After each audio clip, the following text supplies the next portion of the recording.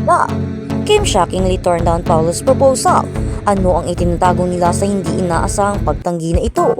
Ang mga lihim na tensyon o nakatagong dahilan ba ang nagdulot nito? Tanong ng mga tagahanga.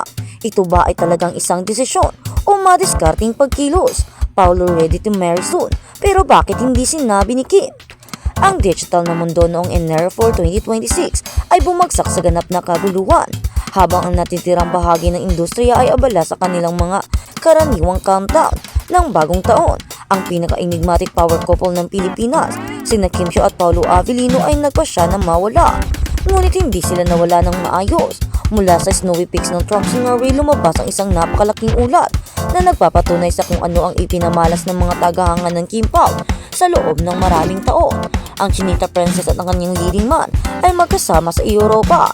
Iyon nga diba ang kumakalat na balita? Kaya naman, marami ang mga tagahanga ang grabing nasasabik at nagpakalat ng mga balita. Kung ito man ay totoo o hindi, abangan natin. Ngayong gabi nagsagawa ang mga balita ng Emergency Investigative Deep Dive sa Norway Files. Ibinunyag namin ang katotohanan sa likod ng mga lihim na nakita sa paliparan.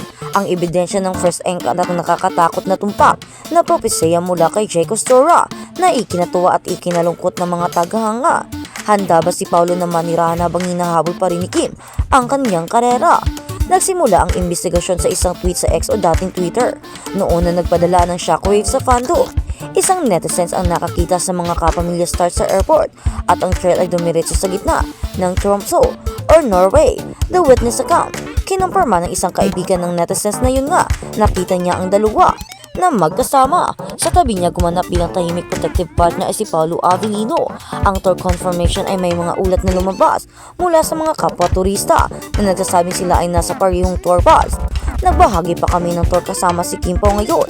Post ng isang saksi, nakikiusap sa iba na bigyan ng mag-asawa ng privacy, nararapat sa kanila pagkatapos na nakakapagod na schedule sa trabaho noong 2025. The Bikini Picnic Mystery. Napansin ng mga tagahanga na ang mga kamakilang larawan ng swimsuit ni Kim ay mga late post mula sa isang paglalakbay sa Amanpulo noong Mayo 2025. Ito ay isang klasikong distraction tactic upang itago ang katotohanan na siya ay kasalukuyang nakabando sa mga layer ng winter gear sa lamig ng Norwegian. Habang ang paglalakbay sa Norway ay amoy ng honeymoon, ang spiritual na pagsisiyasat ay nagsasabi ng isang kwento. Ang kilalang card reader na si Jay Costura sa pamamagitan ng vlog ni Aiko Melendez ay naghulog ng hula na nahati ang Kim Pao Nation, the hardworking cursed. Ang mga card ay nagpapakita na ang 2026 ay hindi makakita ng pagbubuntis o kasal. The Paolo Paradox, iminungkahi ng propesya na si Paolo Avellino ay ready na para magpakasal. Mas gusto niya ang isang pribado at tahimik na buhay. Ngunit hinihintay niya na maabot ni Kim ang parehong linya na pagtatapos. Ang 2026 pasabog.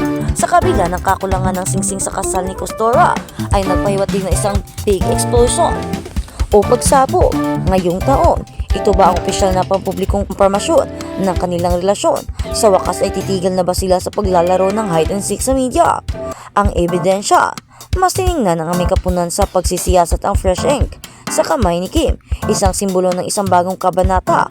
Ang mag-asawa ay gumugol ng nakaraang taon sa pagtatrabaho ng walang pagod at ang 4 na linggong bakasyon sa Norway ay tinuturing na isang pivotal moment.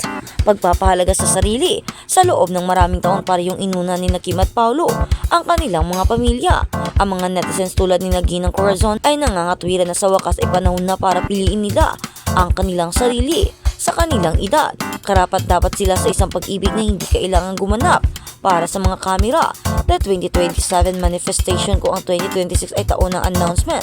Ang mga fans ay nagdarasal na ang 2027 ay maging taon ng I do.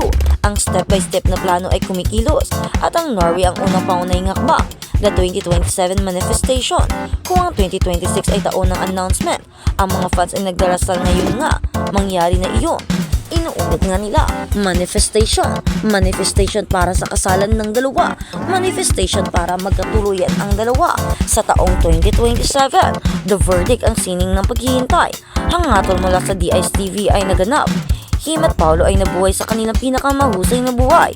Ang kasalukuyang nakahold si Paolo ang luma na angkor na handang magtayo ng bahay, habang si Kim ay nananatiling Chinita Princess ng Tagilya na ayaw pa niyang bitawan ang kanyang korona. Kaya naman pumunta sila sa ibang bansa para takasan ang ingay para malangap ang malamig na hangin ng Arctic. Big 2026 pasabog. Sa ngayon dapat maging matyaga ang mga tagahanga. Ang pag-ibig na tadhana ay hindi kailangang madaliin. At sa kabilang banda, di kasama si Kim. Paolo sasabak sa Sinulog kay join si Paolo Avellino sa Sinulog 2026 sa Cebu at may float nga siya on January 18. Nirepost pa nga ni Paolo sa kanyang Instagram story ang post ng A Weltic Official tungkol doon. Ang bongga lang dahil nagkagulo na ang mga funny. Sa mismong post ng Weltic Official ay nagkomento ang mga funny ni Paolo, pati ang mga supporters na sinasabing girlfriend niya na si Kim Chiu. May iba nagsasabing sayang dahil last year ay kasama si Kim sa Sinulog. Sa ng ibang mga funny, sa rami ng endorsement ni Kim ay imposibleng wala siyang float ngayong Sinulog 2026. Sabi pa ng iba, may sariling business sa Cebu si Kim kaya baka mag-join ito basta ang karamihan gustong makakita sa Sinulog ang Kim Pao. May mga funny pa nga pala na pupunta raw ng Cebu para makita si Paolo. Panawagan naman ng ibang funny sa Wealthy Official na sana ay kunin din nila uli si Kim.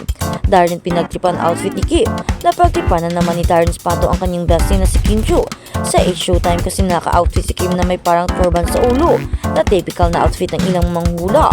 Inirita ni Darren si Kim at sinabihan ng isang contestant na ang bestie ko may prediction sa inyo dahil manghuhula yan siya. Halatang nagulat si Kim sa hirit ni Darren sa kanya pero hindi naman ito napikon at sinakyan na lang ang pagtitrip ng Darren Spato sa kanya. At parang ang naging daan pa ito kay Kim na i-address ang mga hula-hula. May recent hula kay Kim na pwedeng sabing hindi positibo. Say na lang niya, gusto ko lang ipaalala sa lahat na hindi hawak ng mga bituin ng ating kapalaran. Meron tayong free will, kaya sundin natin ito. Iyon nga ang nangyari kay Kim.